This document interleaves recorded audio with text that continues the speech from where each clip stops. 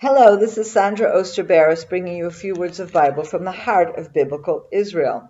This week's Torah portion is VaYigash, and as I'm sure I mention every year when I teach this Torah portion, this is one of my favorite portions. The drama is so intense.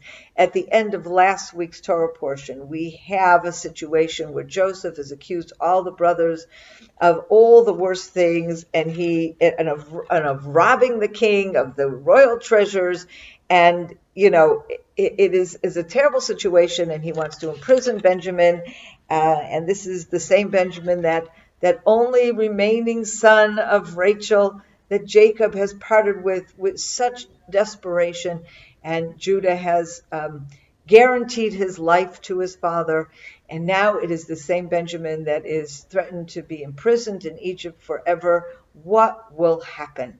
And at the beginning of this Torah portion, we see Judah literally standing up and becoming the leader of his family that he should always have been and will be from now on. He's the one who stands up with an impassioned speech to Joseph. And again, he doesn't know that Joseph is his brother. He doesn't know that Joseph is Joseph.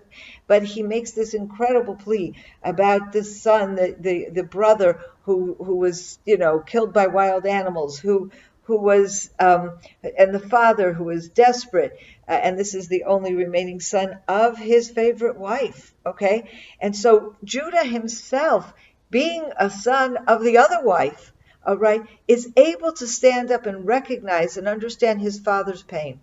He is able to recognize the fact, for right or for wrong, that Rachel was his favorite wife, that Joseph and Benjamin were his favorite children. And even though that excludes him to a certain degree, he was willing to recognize this and understand and see Jacob's pain.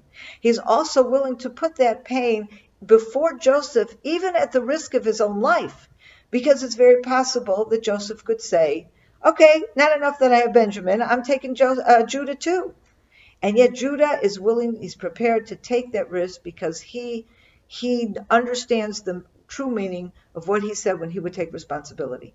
He is taking responsibility for Benjamin. He's taking responsibility for his father, for the entire family, and he's standing up and he's making this unbelievable plea to Joseph. And of course, at this point, Joseph totally breaks down. He reveals himself to his brothers, and all is wonderful. But if you picture this particular moment in time, Judah representing the brothers, he stands forth from before the brothers. The rest of his brothers are behind him. Judah stands forward, and he's facing Joseph. And the two of them face off in what becomes literally a power struggle. Okay? The end of this power struggle is that the two come together. And Joseph reveals himself as one of the family. And they come together. But it is this vision of Judah and Joseph that becomes, there's a fissure line there, that remains throughout Jewish history.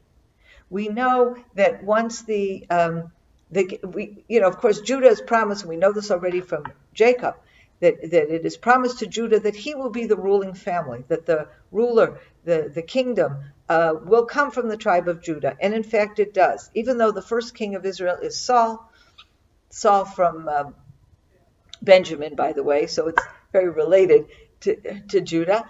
They share the same mother, but that's a king. That doesn't last, and it is David, of course, that becomes the king of Israel, anointed by God, and then God promises David that it will be his descendants and only his descendants that will be the kings of Israel forever.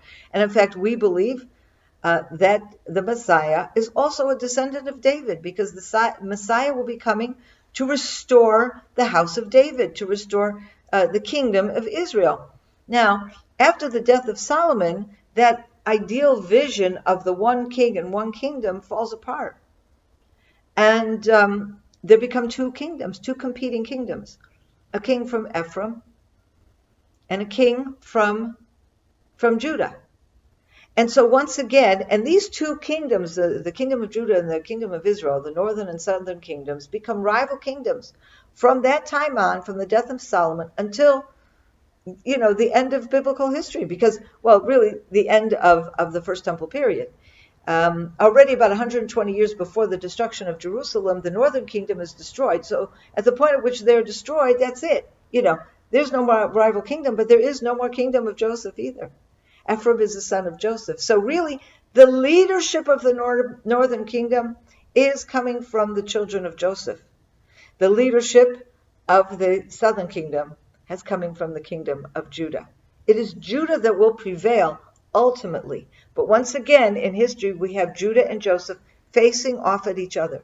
And throughout that terrible period of time, throughout the First Temple period, we do not see the two of them come together and hugging and reuniting the way we saw it here in our Torah portion after Joseph reveals himself. Ezekiel provides a very important answer to that when he talks about the two sticks, the stick of Ephraim and the stick of Judah, and they again will be bound together. We believe that in the end of days, when Messiah comes, yes, Messiah will be from the house of Judah. Judah will ultimately prevail, but it will be a united house where both Joseph and Judah will come together. Have a wonderful Shabbat, a wonderful weekend. Shabbat Shalom. I hope you enjoyed that video, and we'd like to be sure you're getting all of our video content. So just click on the subscribe button below as well as on the notification bell, and that way you will have easy access to all our material. We look forward to staying in touch with you. God bless you, and have a wonderful day.